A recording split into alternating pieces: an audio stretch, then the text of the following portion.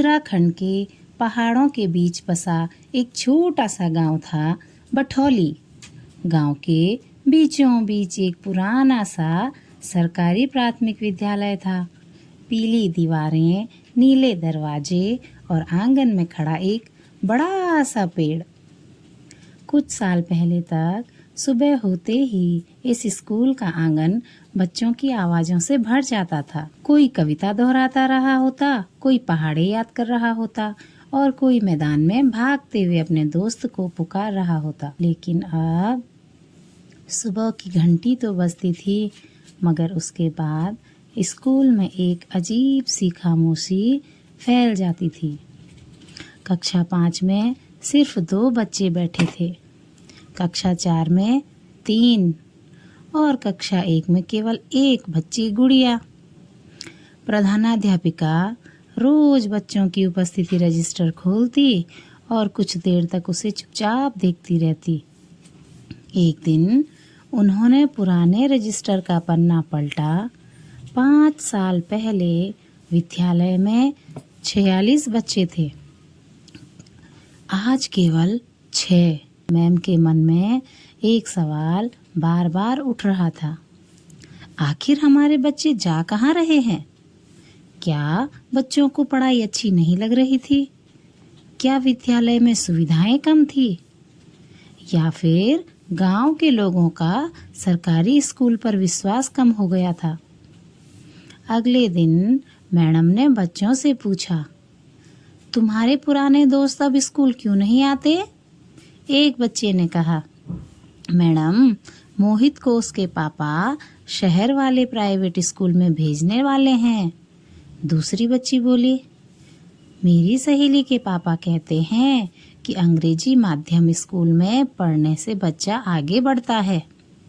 तभी गुड़िया ने धीरे से कहा, मैडम, मेरी मम्मी भी मुझे अगले साल दूसरे स्कूल में भेजना चाहती है।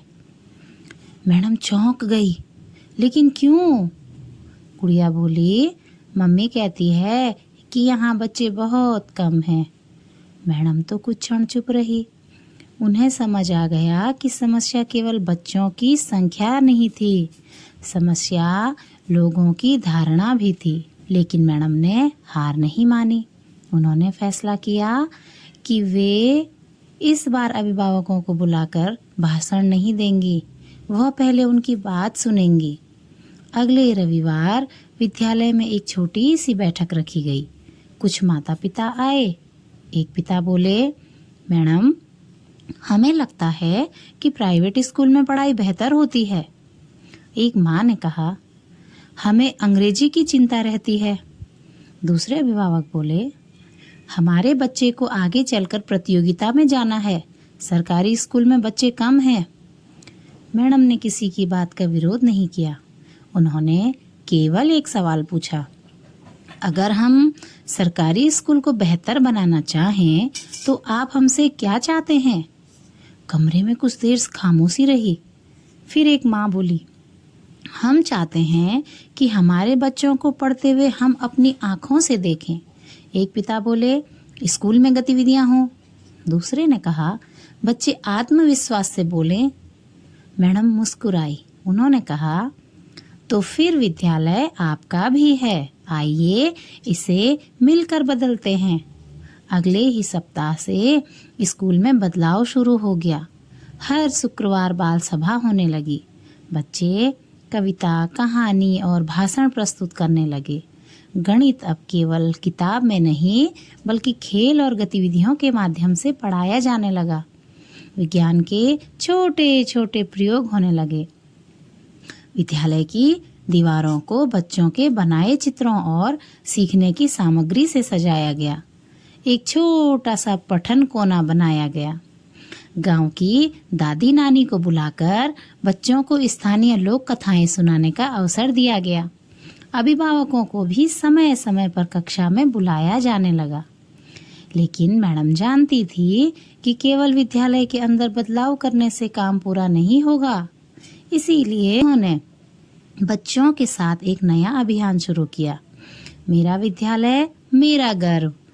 बच्चे गांव के घर घर गए। उन्होंने सिर्फ इतना कहा, एक बार आप हमारे स्कूल में आइए और फिर खुद फैसला कीजिए। धीरे धीरे लोग आने लगे। एक दिन मोहित के पिता भी स्कूल पहुंचे। उन्होंने देखा उनका पुराना दोस्त गुड़िया को गणित का सवाल समझा रहा था। दूसरी ओर बच्चे विज्ञान का मॉडल बना रहे थे। एक बच्चा आत्मविश्वास से अंग्रेजी में अपना परिचय दे रहा था। मोहित के पिता कुछ देर तक बच्चों को देखते रहे। फिर उन्होंने मैडम से कहा, मैडम, शायद हमने स्कूल को जाने बिना ही उसके बारे में फैसला कर लिया था। कुछ सप्ताह बाद एक और परिवार अपने बच्चे का प्रवेश कराने आया। फिर दूसरा, फिर तीसरा।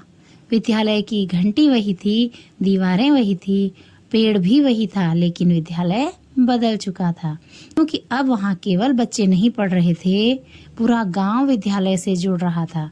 नए सत्र के पहले दिन मैडम ने उपस्थिति रजिस्टर खोला। पहले पन्ने पर 6 नाम थे और आज वहाँ नए नाम जुड़ चुके थे। उन्होंने रजिस्टर बंद किया और बच्चों की ओर देखा। गुड़िया दौड़कर उनके पास आई और बोली, मैडम, अब हमारा स्कूल कभी खाली तो नहीं होगा? मैडम ने मुस्कुरा कर कहा, स्कूल तब खाली होता है गुड़िया, जब हम उससे उम्मीद करना छोड़ देते हैं। पेड़ से एक पत्ता नीचे गिरा। उसी समय विद्यालय की घंटी बजी और इस बार उस घंटी की आवाज़ सिर्फ स्कूल में नहीं, पूरे गांव में सुनाई दी। यह कहानी हमें यह सिखाती है, सरकारी विद्यालयों में घटती छात्र संख्या के पीछे केवल एक कारण नहीं होता।